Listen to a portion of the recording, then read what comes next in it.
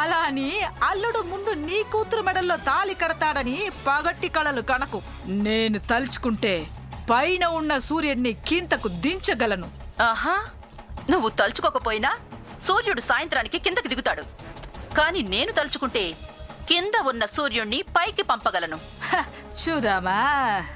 తప్పకుండా చూద్దుగాని నా కూతురు పెళ్లి. తోడగొట్టి చెప్తున్నా, నా కూతురుతోనే పెళ్లి చేస్తా. ఏయ్, నేను 2 తొడలు కొడతాను, నీ తల కొడతాను. నా కూతురి తల మీద జీలకర్ర బెల్లం పెట్టిస్తాను. చూద్దామా? నువ్వు తల కొడితే నేను తాడిని కొడతానే. ఒసేయ్, నీకు గుండు కొట్టించి గాడిద మీద ఊరేగించేలా చేస్తానే. జాగ్రత్త. ఛాలెంజా? Yeah, double challenge. నీకసలు మనశ్శాంతి లేకుండా చేస్తా. నీకు విశ్రాంతి లేకుండా చేస్తా. నీకసలు మనశ్శాంతి లేకుండా చేస్తా. నీకు విశ్రాంతి లేకుండా చేస్తా. అది కావాలని ఇదంతా చేస్తుంది. నా జీవితాన్ని నాశనం చేయడమే కాకుండా ఇప్పుడు నా కూతురి జీవితం కూడా నాశనం చేయాలని చూస్తుంది.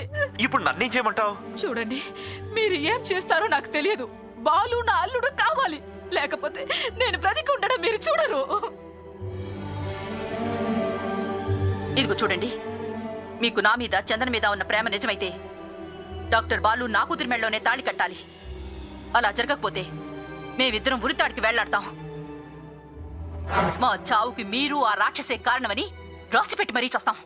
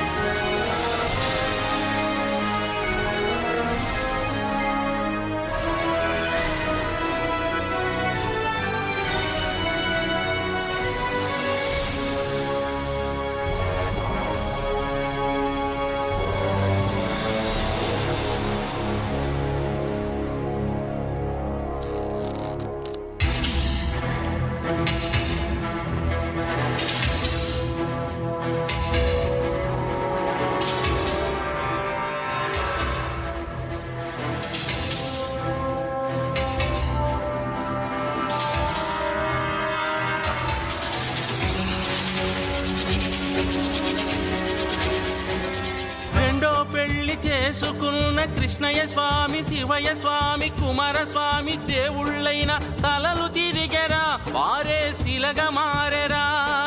తలలు తిరిగెరా, వారే శిలగా మారెరా. ఈ తంటాలన్నీ తప్పనుకున్న రామయ్య స్వామి సీతను పెళ్లాడి ఒకరికొకరు ఉంటే చాలని నీతిని తెలిపెరా. జాతి పరంజ్యోతిగా నిలిచెరా. పద్మావతి దేవుడిగా, ఆదిలక్ష్మీనాథుడిగా ఆ వెంకటేశుడే అంత బాధపడెనుగా. దేవుళ్ళకి ఈ గతైతే నీకు రెండోదెందుకురా. సూర్యుడు ఒక్కడే, చంద్రుడు ఒక్కడే, అమ్మ ఒక్కరే, ఆ బ్రహ్మ ఒక్కడే. ఇద్దరు వద్దురా, పెళ్ళాలు ఇద్దరు వద్దురా. భార్య ఒకరు ఉంటేనే మగాడి బతుకే ముద్దురా.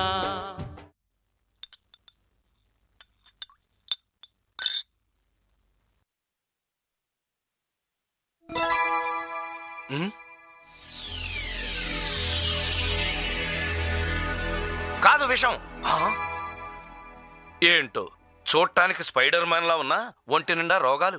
ఈ కషాయం ఏ రోగానికి మావయ్య? ఇది కషాయం కాదు, మరి విషం. విషమా? తాగి చూస్తావా? అమ్మో వద్దులే. ఇంతకు ముందు విషం అనుకుంటే కషాయం అయింది, కషాయం అనుకుంటే విషం అయింది. అంతా కన్ఫ్యూషన్గా ఉంది. అవును, విషంతో నీకు పనేంటి మావయ్య? ఏ రోజైతే నేను 2వ తాళి కట్టానో ఆ రోజే నా కథ మారింది. ఈ డ్రామా మొదలైంది. అసలు ఒక తాళి ఒకటే ఆలి అనుకుంటే నీకు ఈ కర్మ పట్టేదా? నిజమే, కానీ ఎలాంటి నిస్సహాయ స్థితిలో ఆ తాళి కట్టాల్సి వచ్చిందంటే... ఆగాగు, నువ్వేదో పెద్ద ఫ్లాష్ బ్యాక్ చెప్పబోతున్నట్టున్నావు. దయచేసి కొంచెం సింపుల్గా చెప్పు. ఈ విషయం తాగాల వద్దో నేను డిసైడ్ చేస్తాను. చెప్తాను. అది 1981వ సంవత్సరం. లవ్ స్టోరీనా? కాదు, ఫ్యామిలీ స్టోరీయే. ఆహా. నాకు చిన్న వయసులోనే పెళ్ళయింది. ఎలిమెంటరీ స్కూల్లో ఉండగానేనా? కాదు, యవ్వనంలోనే. ఓహో. పెళ్ళై 4 ఏళ్లైనా మీ పెద్దత్తయ్యకు పిల్లలే పుట్టలేదు. ఆ 4 ఏళ్ళు నువ్వు ఊళ్ళో లేవన్నమాట. ఉన్నాను. అయితే అత్తయ్య ఉండదు. ఇద్దరం ఒకే ఊళ్ళో ఉన్నాం. మరైతే నేను అడిగేదానికి నువ్వు ఫీల్ కాకూడదు. ఆ, ఆ ఇద్దరూ ఊళ్ళోనే ఉంటే మీకు పిల్లలు ఎందుకు పుట్టలేదా అని. ఇదే మాట ఆ రోజుల్లో అందరూ అడిగారు. చూసావా, నాకు వచ్చిన డౌటే వాళ్ళందరికీ వచ్చిందనమాట. పిల్లలు లేకపోవడం నా తలరాతన్నాను. కానీ మా వాళ్ళెవరూ వినలేదు.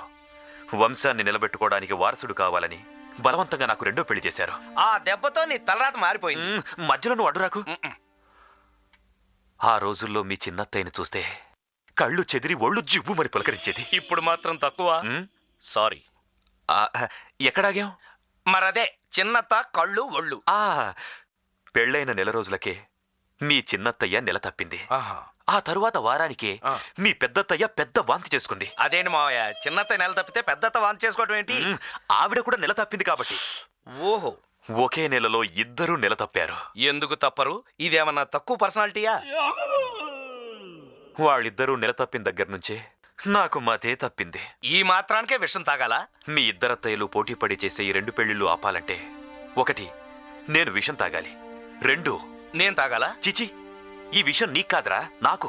మరింకా ఆలస్యం ఎందుకు? తాగు. నువ్వు ఆపినా నేను ఆగనరా. నేను ఆపలేదుగా.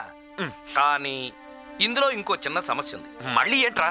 ఇప్పుడు నువ్వు ఈ విషం తాగి హాయిగా చచ్చిపోతావు. కానీ నీ అందమైన బాడీ నాకు కావాలంటే నాకు కావాలన్న అత్తలిద్దరూ కొట్టుకోరన్న గ్యారంటీ ఏంటి? అందుకే బాడీలో ఒక్క పీసు కూడా దొరకకుండా ఒక మంచి పులిబోను చూసి అందులో దూకు.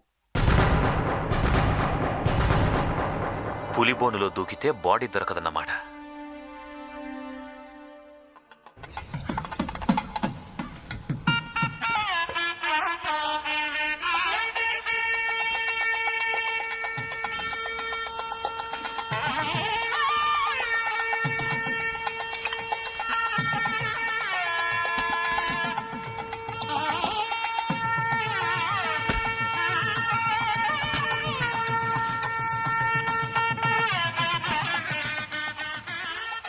అమ్మా, ఇంత పనుండగా నాన్నగారు ఎక్కడికి వెళ్ళినట్టు? చూడమ్మా, పెళ్లి కొడుకు తాళి కట్టేది నీకు కానీ మీ నాన్న కాదు కదా. వెళ్ళి రెడీ అవ్వు. ఇదిగో ఏర్పాట్లు యమ గ్రాండ్ గా ఉండాలి. వెళ్ళి పని చూడండి. వెళ్ళండి వెళ్ళండి, తొందరగా కానివ్వండి. నువ్వేంటమ్మా ఇంకా ఇలా ఉన్నావు? ఏర్పాట్లు సరే, పెళ్లి కొడుకేడి?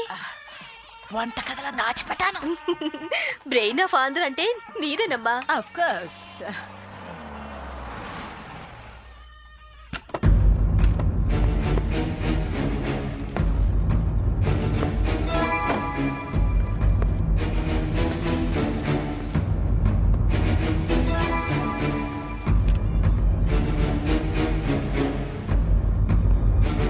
రండి రండి. యాక్చువల్ గా పోలీసు చివర్లో రావాలి, మీరు ముందుగానే వచ్చారు. చాలా సంతోషం. ఈ డ్రెస్ అయ్యో ఇప్పుడే ఎందుకండి, పెళ్లిలో చదివిదురు గాని. నేను చెప్పేది పూర్తిగా వినండి. ఈ డ్రెస్ మీ వారిదేనా? అవును, మా వారిదే. సారీ అమ్మా, మీ ఆయన పులిబోన్లో దూకి ఆత్మహత్య చేసుకున్నారు. ఏమండి? ఏమండి? మమ్మల్ని వదిలేసి వెళ్ళిపోయారా? అయ్యో, ఏమండి? ఏమండి? ఎంత పని చేశారండి?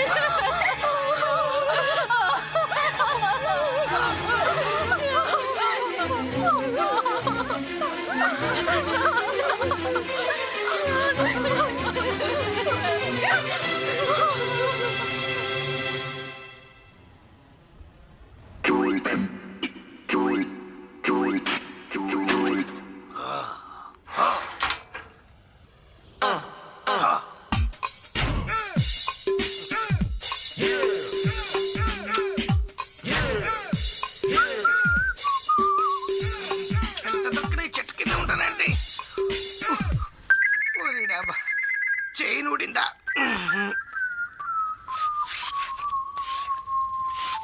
రే రాజు సార్, ఆయన వచ్చి హడావుడి చేస్తాడు, తొందరగా గాలి కొట్టడానికి. అలాగేనా అన్నా? ఈయన కొద్ది చైన్ ఊడిపోయి. అన్న మిమ్మల్ని ఎక్కడో చూసినట్టుందన్నా. పాత బస్తీలో బేకరీ ఉండేది కదా, అక్కడ చూసుంటావు. కరెక్ట్. అక్కడ ఎప్పుడు అల్లర్లు గొడవలు, దానివల్ల షాపు తెరిచేది తక్కువ, మూసేది ఎక్కువ. నేను చేసిన దూద్ పేడ గేదె పేడ వాసన వచ్చేది. ఆ పఫ్ను కేకులు నిలవండిపోయి తిన్నవాళ్ళకి డోకులు వచ్చాయి.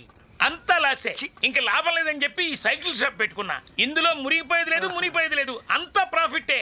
అసలు లాస్ అన్న మాటే లేదు. సైకిల్ షాప్ అసలు లాస్ ఉండదు అన్న. ఉండదు.